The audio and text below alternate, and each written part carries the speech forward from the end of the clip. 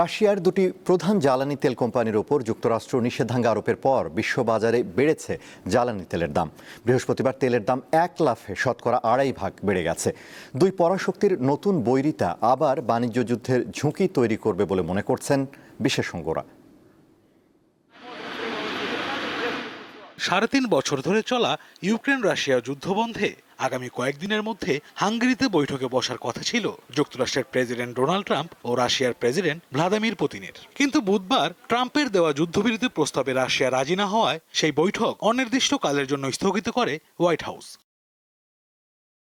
এতেই ক্ষান্ত থাকেনি ওয়াশিংটন। কয়েক ঘন্টা পরেই রাশিয়ার দুই প্রধান জ্বালানি তেলের কোম্পানির ওপর নিষেধাজ্ঞা আরোপ করে ট্রাম্প প্রশাসন। যুক্তরাষ্ট্রের অর্থমন্ত্রী স্কট বেসেন্ট জানান, ইউক্রেনের সঙ্গে অর্থহীন যুদ্ধ বন্ধ করতে রাজি হচ্ছে না পুতিন। সে কারণেই দুটি রুশ প্রতিষ্ঠানের ওপর নিষেধাজ্ঞা দেওয়া হয়েছে।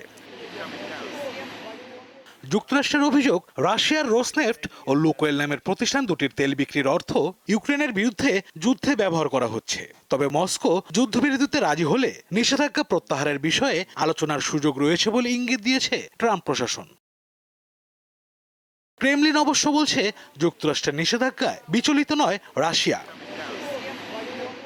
এদিকে যুক্তরাষ্ট্রের নিষেধাজ্ঞার ঘোষণার পরপরই ঊর্ধ্বমুখী বৈশ্বিক তেলের বাজার। বৃহস্পতিবার এক লাফে দাম বেড়েছে শতকরা প্রায় 2.5 ভাগ।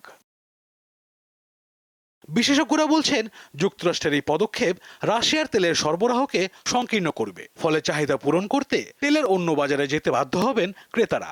ধারণা করা হচ্ছে, নিষেধাজ্ঞার কারণে ভারত ও চীনের ক্রেতারা রাশিয়ার তেল কেনা কমাবে। ফলে চাঙ্গা হবে যুক্তরাষ্ট্রের অপরিশোধিত তেলের বাজার।